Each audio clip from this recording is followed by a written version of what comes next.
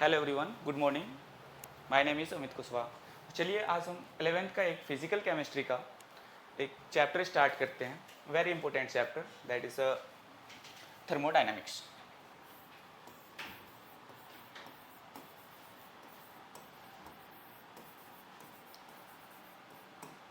Thermodynamics, देखिए सबसे पहले थर्मोडायनामिक्स का मतलब क्या होता है वो हम देखते हैं। देखिए, थर्मो वर्ड का मतलब होता है हीट। इसका क्या मतलब होता है? हीट।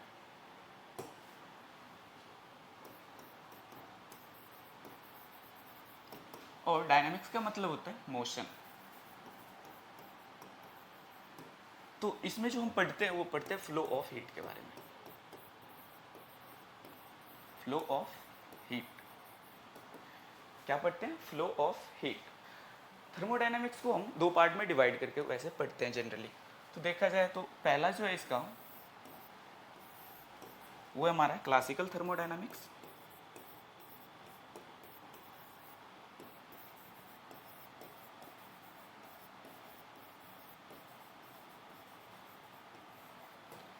और दूसरा होता है स्टैटिस्टिकल थर्मोडायनामिक्स।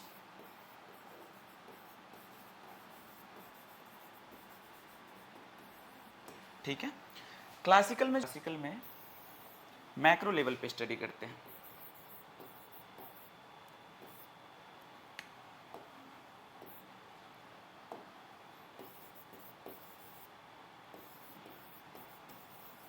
या फिर बल्क लेवल पे।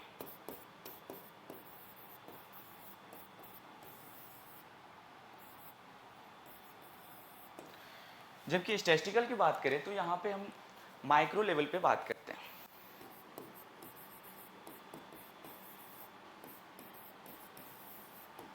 ठीक है, बोले तो एटॉमिक लेवल या फिर मॉलिक्यूलर लेवल पे।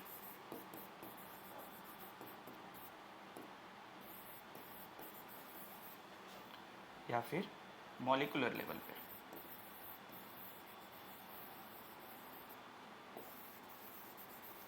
ठीक है।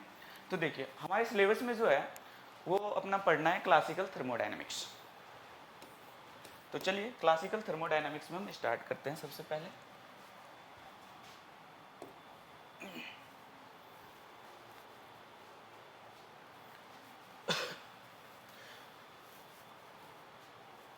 इसमें कुछ बेसिक टर्मिनोलॉजी यूज़ करते हैं। मान लीजिए पहला अगर हम देखें तो सिस्टम। अब सिस्टम क्या होता है? तो सर सिस्टम उसको कहेंगे यूनिवर्स का वो पार्ट जिसको हम थर्मोडायनामिक स्टडी के लिए यूज़ करते हैं या फिर चूज़ करते हैं उसको थर्मोडायनामिक स्टडी के लिए। तो सबसे पहला देखेंगे सिस्टम। अगर इसको डिफाइन करें तो ऐसे लिख सकते हैं, those part of the universe which is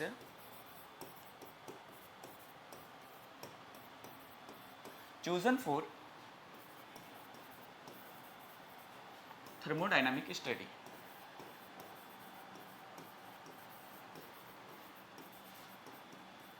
thermodynamic study, जिस पार्ट को हम थर्मोडायनामिक स्टडी के लिए चूज करेंगे यूनिवर्स का वो पार्ट क्या कहलाएगा? हमारा सिस्टम। ठीक है। तो देखिए मान लीजिए हम अगर इस पार्ट को थर्मोडायनामिक स्टडी के लिए यूज़ करते हैं, इसको क्या कहेंगे? सिस्टम कहेंगे। अगर इसको 2D में हम पढ़ रहे हैं तो यहाँ जनरली एरिया स्टडी करेंगे इसका। और इसको अगर मान लीजिए हम 3D में यूज़ कर रहे हैं तो 3D में जनरली वॉल्यूम स्टडी करते हैं। ठीक है, इतना तक क्लियर है। अब दूसरा जो इसका टर्मिनोलॉजी आता है वो आता है हमारा सराउंडिंग। क्या आता है? Surrounding.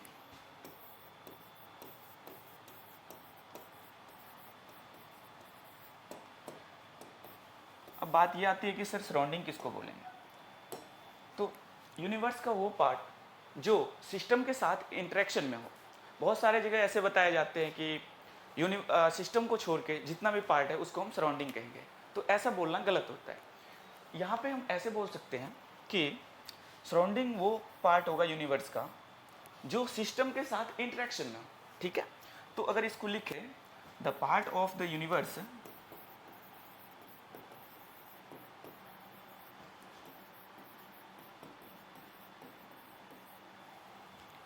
which is interaction with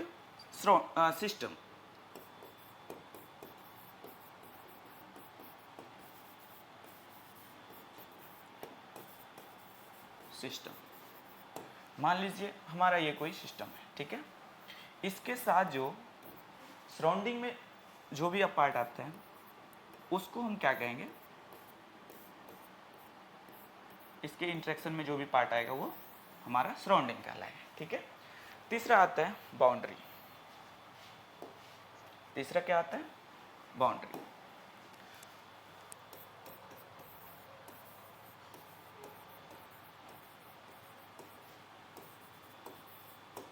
boundary, तो बाउंड्री को अगर जनरल वे में पढ़े तो ऐसे लिख सकते हैं उसको कि बाउंड्री जो दो चीज़ को सेपरेट करता है, तो जो सिस्टम और सराउंडिंग को सेपरेट करेगा उसको क्या कहेंगे, हम बाउंड्री कहेंगे, ठीक है। तो बाउंड्री में हम जनरली पढ़ते हैं रिजिड या नॉन रिजिड बाउंड्री भी होता है, या फिर नॉन रिजिड। रिजिड का मतलब क्या होता है, फिक्स। रिजिड का मतलब होता है फिक्स, जो बाउंड्री फिक्स हो उसको हम रिजिड बाउंड्री कहेंगे।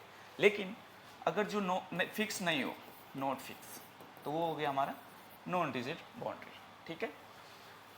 अगर बात करें दूसरा, तो रियल बाउंड्री या फिर इमेजिनरी, रियल या इमेजिनरी।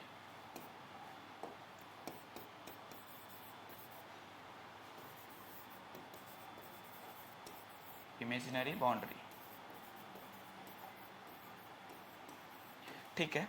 रियल बाउंड्री, अगर इसको हम एग्जाम्पल लेके समझे तो बेटर रहेगा। देखिए, मान लीजिए एक टी कप है, वैसे तो ड्राइंग उतना अच्छा है नहीं मेरा, बट ठीक है। ये मान लो टी कप है, इसका जो ये पार्ट है इसको हम क्या कहेंगे, रियल बाउंड्री, ठीक है। और ये वाला जो पार्ट है ये क्या कहलाएगा, इमेजिनरी, इमेजिनरी बाउंड्री, ठीक है। और भी बाउंड्री होता है, जैसे एडियाबेटिक हो गया, डायाथर्मिक हो गया, उसको भी चले देख लेते हैं। एडियाबेटिक या फिर डायाथर्मिक बाउंड्री।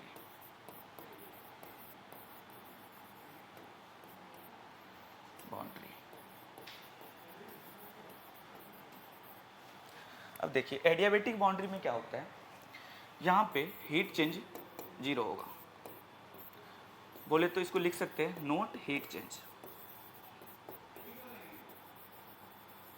लेकिन डायाथर्मिक बाउंड्री में यहाँ heat change not is equal to 0, बोले तो यहाँ हीट चेंज होगा, हीट चेंज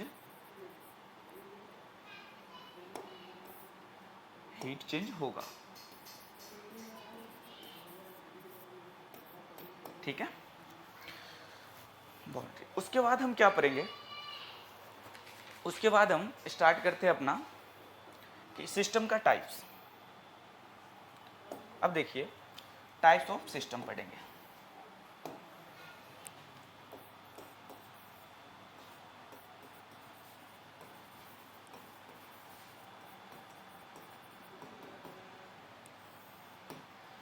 सिस्टम जो जनरली हम 3 टाइप्स के पढ़ते हैं इसमें, एक open system, close system and isolated system. तो अब सर ओपन सिस्टम किसको कहेंगे, पहले तो इसको हम क्लासिफाई कर देते हैं, 3 होता है। फर्स्ट हो गया ओपन सिस्टम, सेकेंड हो गया क्लोज सिस्टम एंड तीसरा आइसोलेटेड सिस्टम, आइसोलेटेड सिस्टम, ठीक है। अब बात करें सर ओपन सिस्टम किसको कहेंगे, क्लोज सिस्टम किसको कहेंगे और आइसोलेटेड सिस्टम किसको कहेंगे। तो देखिए, ओपन सिस्टम वो होता है जिसमें मास का भी एक्सचेंज होगा और एनर्जी का भी एक्सचेंज होगा। अगर दोनों एक्सचेंज हो रहा है तो उसको हम क्या कहेंगे, ओपन सिस्टम। तो इसमें क्या होगा, मास का भी एक्सचेंज होगा या फिर मैटर भी एक्सचेंज होगा और एनर्जी भी एक्सचेंज होगा। ठीक है। अगर हम बात करें क्लोज सिस्टम की, तो क्लोज सिस्टम में मैटर का एक्सचेंज नहीं होता है, मैटर नॉट एक्सचेंज।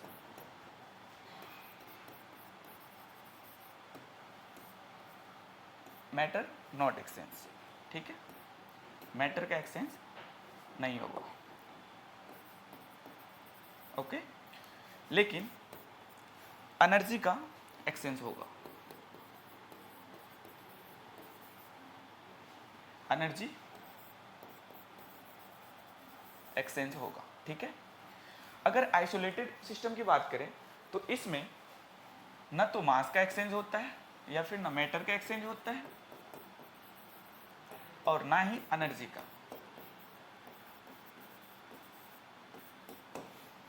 तो ये कहलाएगा हमारा आइसोलेटेड सिस्टम। ठीक है।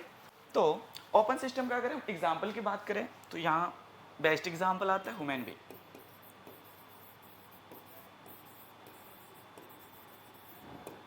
ह्यूमन बीइंग अगर इसको ले तो ह्यूमन बीइंग जो है बेस्ट एग्जांपल है ओपन सिस्टम का। यहाँ मास एनर्जी सबका एक्सचेंज होता है। अगर हम क्लोज सिस्टम की बात करें तो अपन घर में खाना बनाते हैं, इसका जो बेस्ट एग्जांपल है वो है अपना प्रेशर कुकर। क्लोज सिस्टम का बेस्ट एग्जांपल क्या होगा, प्रेशर कुकर।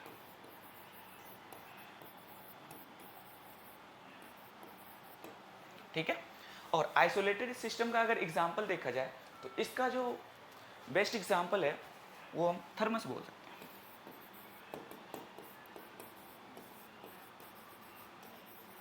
थर्मस, ठीक है। क्योंकि थर्मस में क्या होता है कि ना तो हीट का एक्सचेंज होता है और ना ही एनर्जी का और ना ही मैटर का। ठीक है। तो ये हो गया अपना आइसोलेटेड सिस्टम। ठीक है। अब उसके बाद हम स्टार्ट करते हैं, जो हमें इस चैप्टर में पढ़ना है वो है क्लोज सिस्टम। पहले क्लोज सिस्टम हम पढ़ेंगे। ठीक है। क्या पढ़ना है, क्लोज्ड सिस्टम।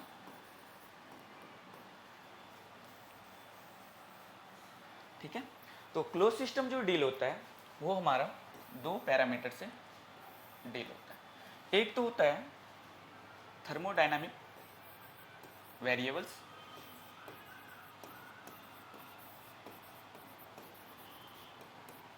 थर्मोडायनामिक वेरिएबल्स, और दूसरा होता है थर्मोडायनामिक पोटेंशियल। ठीक है। एक होता है थर्मोडायनामिक वेरिएबल्स और एक होता है थर्मोडायनामिक पोटेंशियल। थर्मोडायनामिक वेरिएबल्स में जो आता है वो आता है temperature, pressure, volume and entropy. T बोले तो टेम्परेचर, ये प्रेशर, वॉल्यूम एंड एंट्रोपी। और अगर बात की जाए थर्मोडायनामिक पोटेंशियल की तो यहाँ पे आता है H G A U। ठीक है। U को E भी लिखते हैं। अब H क्या है, तो सर H को हम इंथैल्पी बोलते हैं। H क्या है, इंथैल्पी। G होता है गिव्स फ्री एनर्जी। G क्या होता है, गिव्स फ्री एनर्जी।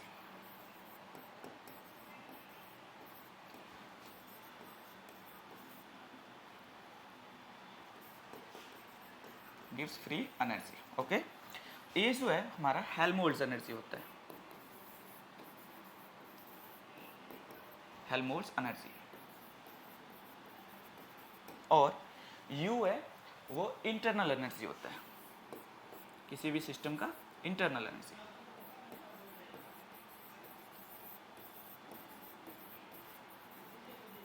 ठीक है। तो ये होता है थर्मोडायनामिक वेरिएबल्स और ये होता है थर्मोडायनामिक पोटेंशियल, ठीक है। अब हम बात करेंगे सिस्टम की, सॉरी प्रोसेस। सिस्टम तो पढ़ लिए, अब हम प्रोसेस की बात करेंगे कि थर्मोडायनामिक प्रोसेस क्या होता है, ठीक है।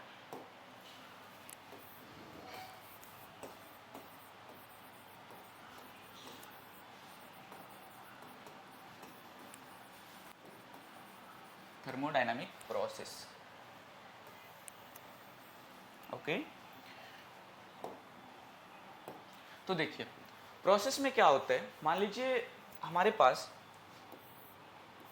एक सिस्टम ए है,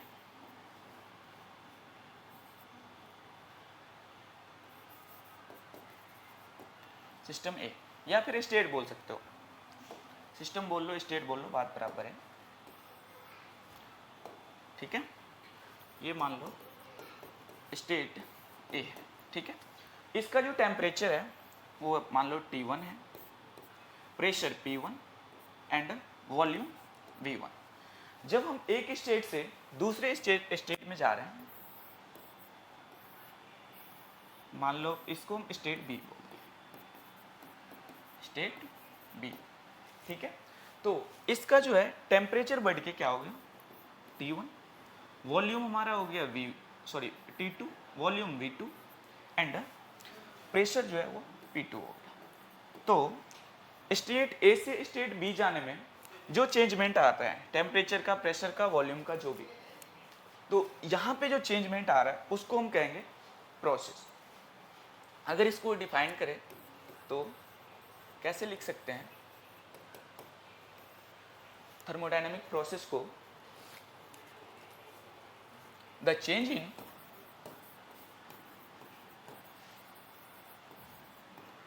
state of a system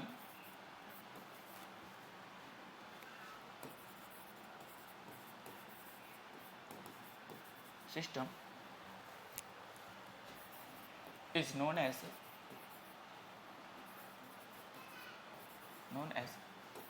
process। तो एक स्टेट से दूसरे स्टेट जाने में जो सिस्टम में चेंजमेंट आता है उसको हम क्या कहेंगे, प्रोसेस, ठीक है। अब देखिए प्रोसेस में अगर मान लीजिए हमारे पास यहाँ पे टेम्परेचर, किसी भी सिस्टम में टेम्परेचर अगर कांस्टेंट है उसको हम क्या कहेंगे, टेम्परेचर अगर कांस्टेंट है उसको हम बोलते हैं आइसोथर्मल प्रोसेस,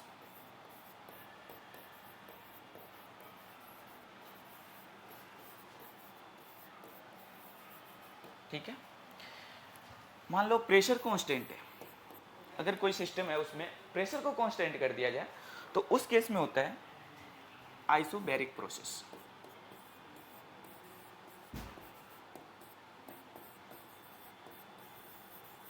ठीक है।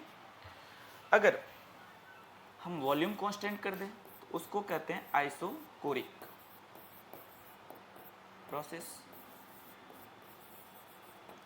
अगर मान लो कहीं पे हीट कांस्टेंट कर दिया है,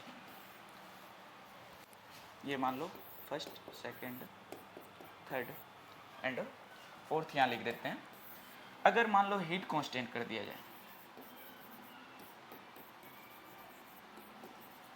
हीट कांस्टेंट करेंगे बोले तो dQ बराबर 0, तो उसको बोला जाता है एडियाबेटिक प्रोसेस। क्या बोलते हैं,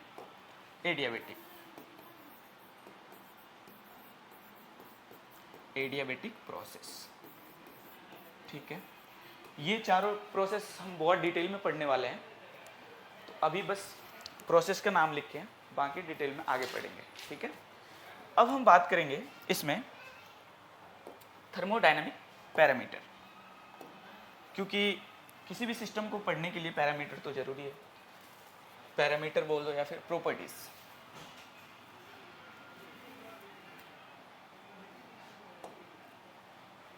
क्या पढ़ेंगे, properties.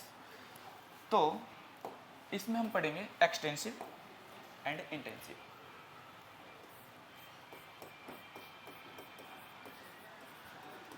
Extensive and intensive property. या फिर पैरामीटर बोल सकते हैं, ठीक है। देखिए, एक्सटेंसिव पैरामीटर वो होता है जो अमाउंट पे डिपेंड करता है या फिर क्वांटिटी पे डिपेंड करता है, उसको हम कहते हैं एक्सटेंसिव पैरामीटर। जो ओनली नेचर पे डिपेंड करेगा उसको हम इंटेंसिव पैरामीटर कहेंगे, ठीक है। तो देखिए, इसको पहले हम डिफाइन करते हैं। Extensive parameter, those parameter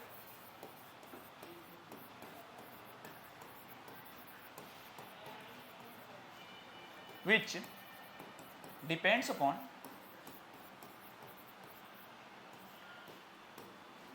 upon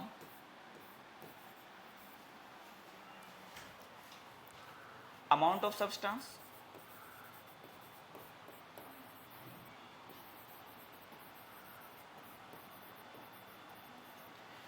or quantity of the substance,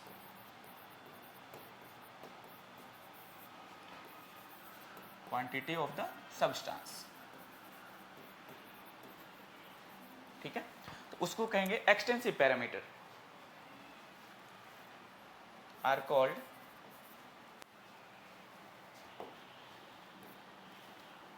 उसको क्या कहेंगे, extensive parameter, are called extensive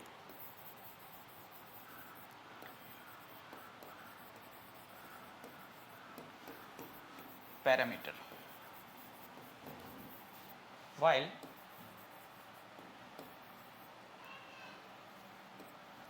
which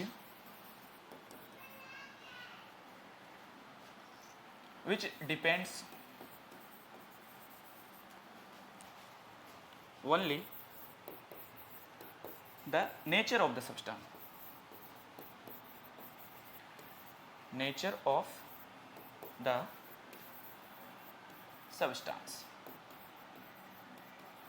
is called intensive parameter,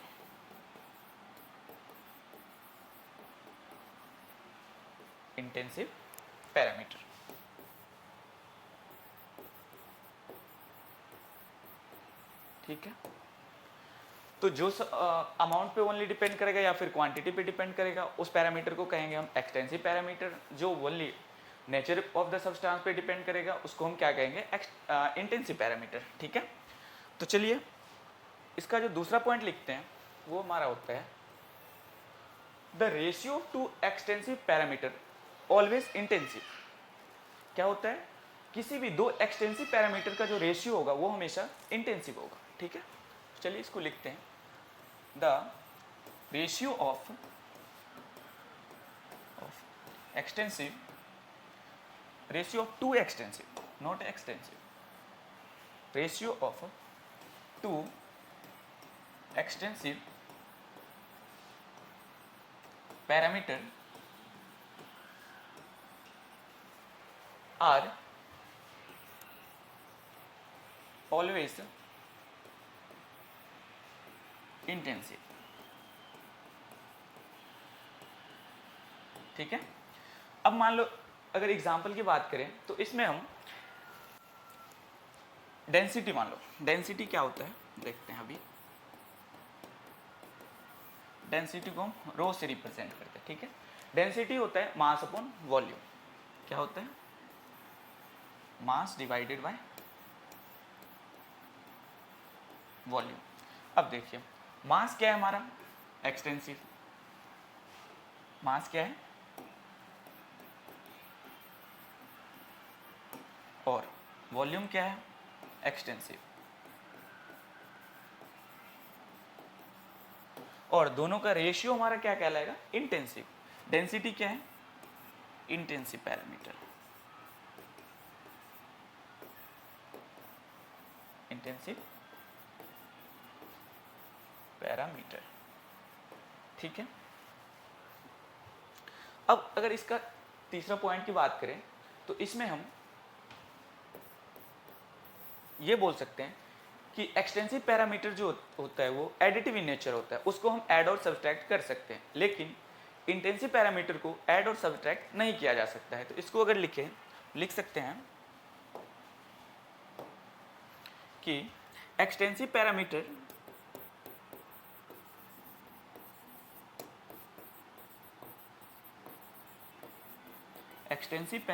is additive in nature. Additive in nature. While intensive parameter are generally note add and subtract. ठीक है, तो intensive को add और subtract नहीं किया जा सकता है, या फिर इसको ऐसे लिख लो, nature intensive are while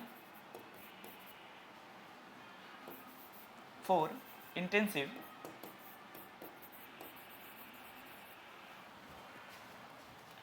parameter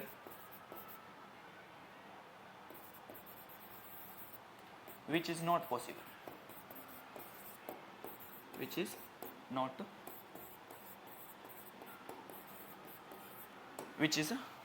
possible. ठीक है, यहां तक क्लियर है.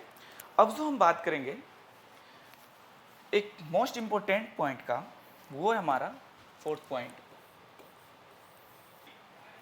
एक्सटेंसिव पैरामीटर के आगे अगर मोलर या स्पेसिफिक वर्ड अटैच कर दे तो वो हमारा क्या हो जाएगा, इंटेंसिव पैरामीटर. चलिए इसको लिखते हैं.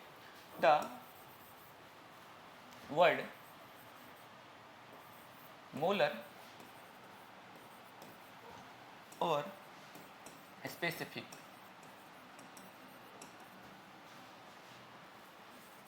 अटैच्ड, एक minute, attached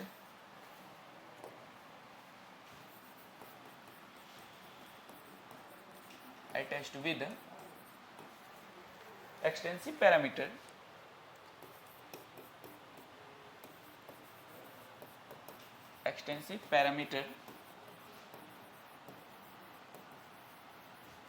then it become intensive. Extensive के आगे अगर हम मोलर या स्पेसिफिक वर्ड लगा दे तो वो क्या बन जाएगा, इंटेंसिव. ठीक है, अब देखिए, मान लीजिए हमारे पास रेजिस्टेंस है,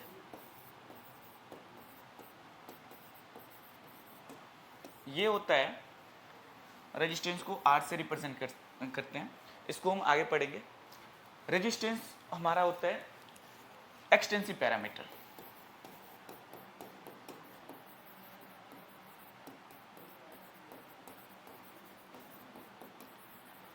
लेकिन अभी हम एक पॉइंट बताएं कि अगर इसके आगे हम मोलर या स्पेसिफिक वर्ड लगा दें तो वो क्या बन जाएगा, इंटेंसिव बन जाएगा. मान लो स्पेसिफिक रेजिस्टेंस,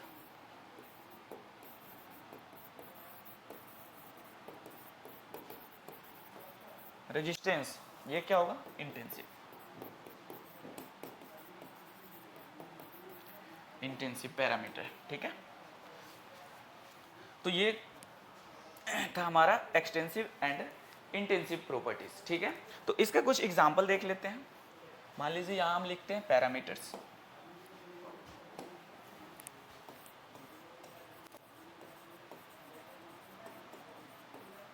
यहां लिखते हैं एक्सटेंसिव और यहां इंटेंसिव. अब देखिए, अगर आपसे पूछा जाए मास क्या है,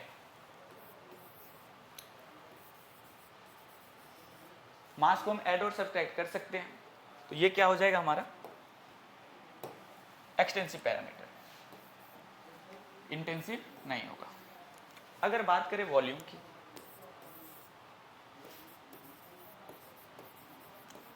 अगर वॉल्यूम की बात की जाए, मान लीजिए 2 लीटर है प्लस 10 लीटर है, अगर दोनों को हम ऐड करते हैं तो टोटल कितना हो जाएगा, 2 + 10 12 लीटर हो जाएगा. तो ऐड कर सकते हैं ना, या फिर मान लो 10 लीटर है, 2 लीटर अगर सब्ट्रैक्ट करें तो 8 लीटर बचेगा. तो इसको ऐड और सब्ट्रैक्ट करना क्या है, पॉसिबल है. तो इसीलिए ये क्या हो जाएगा, एक्सटेंसिव पैरामीटर, ना कि ये इंटेंसिव होगा. ठीक है, अगर तीसरा हम बात की जाए डेंसिटी का, डेंसिटी क्या होता है, उसको रो से रिप्रेजेंट करते हैं। डेंसिटी होता है मास अपॉन वॉल्यूम, अभी हम देखे थे, मास डिवाइड बाय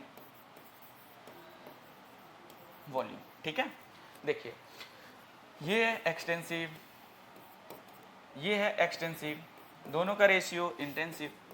ठीक है, ओके।